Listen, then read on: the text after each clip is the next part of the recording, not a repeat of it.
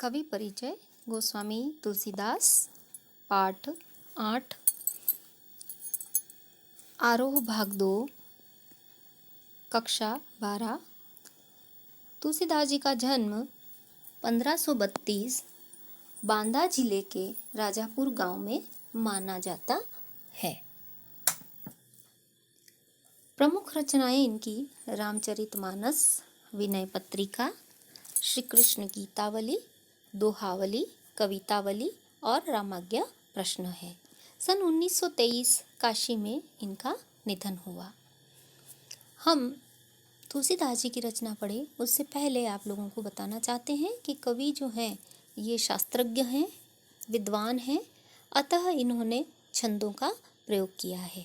छंद क्या होता है ये मैं आपको बताना चाहती हूँ कि कविताओं में मात्रा और वर्णों का जो अनुशासन होता है, अर्थात इतनी मात्रा में ये कविता होनी चाहिए, उसे छंद कहा जाता है। और हिंदी शास्त्र है, काव्य शास्त्र, उसमें अनेक प्रकार के छंद हैं। वर्णिक और मात्रिक दो तरह के छंद होते हैं। वर्णिक अर्थात वर्णों पर आधारित होते हैं और मात्रिक अर्थात जिनको मात्राओं से गिना जाता है या पहचाना जाता है। कवित्त छंद भी एक मात्रिक छंद है और इसे मनहरण भी कहते हैं। इसके प्रत्येक चरण में 11 मात्राएं होती हैं। प्रत्येक चरण के 16वें व 15वें वर्ण पर यति होती है। प्रत्येक चरण का अंतिम वर्ण गुरु होता है। कविता का संक्षिप्त सार मैं यहाँ बताना चाहती हूँ कि यहाँ हम 2 कवित्त पढ़ेंगे और एक सवैया। दोनों ही कवित्त में कवि ने तत्कालीन समाज की सामाजिक विषमता का चित्रण किया है और सवैये में कवि ने उन पर लगाए गए जातिगत आक्षेपों का जवाब दिया है। कविता पढ़ने से पूर्व हम काव्य का पाठ करेंगे। कवितावली उत्तरकांड से। किस बिकिसान कुल बनिक भिखारी भट चाकर चपल नट चोर चार चेटकी पेट को पढ़त गुण गढ़त चढ़त गिरी अटत गहन गन अहन अखेटकी ऊंचे नीचे करम धर्म अधर्म करी पेट ही को पचत बेचत बेटा बेटकी तुलसी बुझाई एक राम घन श्याम हिते आगी बड़ बागीते बड़ी है आग पेट की। कुछ कठिन शब्द हैं, उनको हम देख लेते हैं क्योंकि ये कविता जो है ये ब्रज भाषा में लिखी गई है। किस भी अर्थात व्यवसायी, भाट राज दरबार में राजा की प्रशंसा गाने वाले, चाकर नौकर, नट करतब दिखाने वाले, चार जासूस, चेटकी बाजीगर, गिरी ऊंचे पहाड़, अटत घने जंगल, अहन दिन रात, अखेट की शिकार, पचत प्रयास करना, बेचत बेचना। घनश्याम का अर्थ है यहाँ पर कृष्ण कह लो, राम रूपी, वैसे इसका अर्थ कृष्ण होता है घनश्याम, पर यहाँ पर बादल के रूप में आया है जिसे हम अभी कविता में पढ़ेंगे।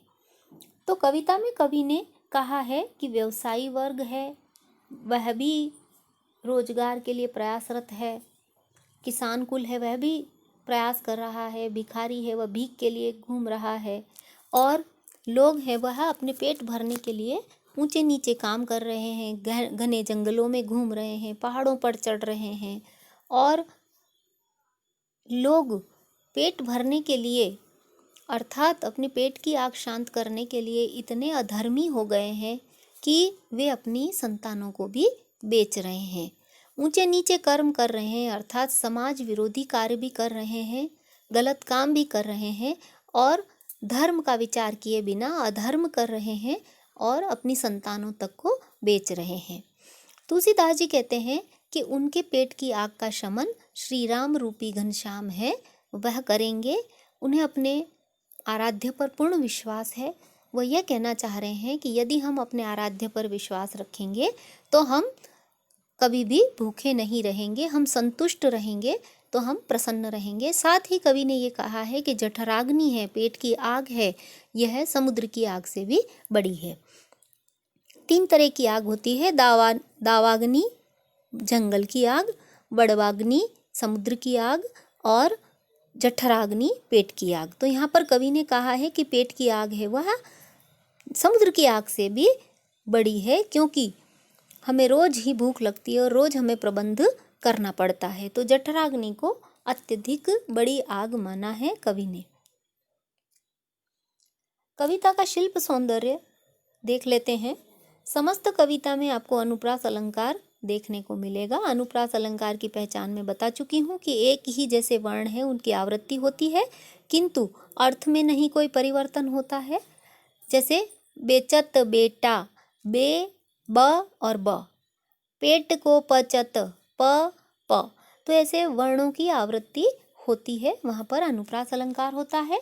रूपक अलंकार में उपमेय पर उपमान का आरोप कर दिया जाता है, तब रूपक अलंकार होता है। तो कवि ने यहाँ पर कहा है तुलसी बुझाई एक राम घन श्याम हिते, है ना। तो यहाँ पर राम रूपी बादल को बना दिया है कि पेट की आग का शमन वही करेंगे। पेट की आग को समुद्र की आग से भी बड़ी बताना, इसमें अतिशयोक्ति अलंकार है। जहाँ पर बढ़ा चढ़ाकर चित्रण किया जाता है किसी भी वस्तु का, तो वहाँ अतिशयोक्ति अलंकार होता है। देखिए, सामान्यतः तुलसीदास जी अवधी भाषा में लिखते हैं, किंतु यहाँ पर तुलसीदास जी ने ये रचना जो है ये ब्रज भाषा में लिखी है। इनकी 3 रचनाएं हैं वो ब्रज भाषा में हैं, गीतावली, कवितावली और विनय पत्रिका, ये और कृष्ण गीतावली भी है। तो ये जो रचनाएं हैं उन्होंने इसीलिए लिखी थी कि वह लोगों को जवाब देना चाहते थे कि मैं ब्रज भाषा भी लिख सकता हूँ, या ब्रज भाषा से मुझे कोई दुराव नहीं है, मुझे किसी प्रकार का उससे कोई भेदभाव नहीं करना चाहता मैं। जैसे मैंने कहा कि उनका समन्वय का भाव था, वो हर चीज़ को समन्वित करना चाहते थे, हर चीज़ में समन्वय लाना चाहते थे, चाहे वो भाषा हो, चाहे वो उनका इष्ट हो, आराध्य हो, या समाज का कोई भी मुद्दा हो। गेयता है अर्थात कविताएं हैं इनकी गाई जाती हैं। जैसे रामचरितमानस का सुंदरकांड आप सभी को पता है कि प्रत्येक मंगलवार शनिवार हमारे यहाँ पर मंदिरों में गाया जाता है। छंद जैसे मैंने आपको अभी बताया था, कवित्त छंद है। इसमें कुछ अर्थबोध के प्रश्न है, वो आप देख लीजिए। पेट की आग बुझाने के लिए लोग क्या क्या करते हैं? तुलसी के अनुसार पेट की आग कौन बुझा सकता है? बड़वाग्नि क्या होती है और पेट की आग को उससे भी भयंकर क्यों बताया गया है? कविता में किस भाषा का प्रयोग हुआ है? कवित्त में प्रयुक्त अनुप्रास अलंकार छांटिए।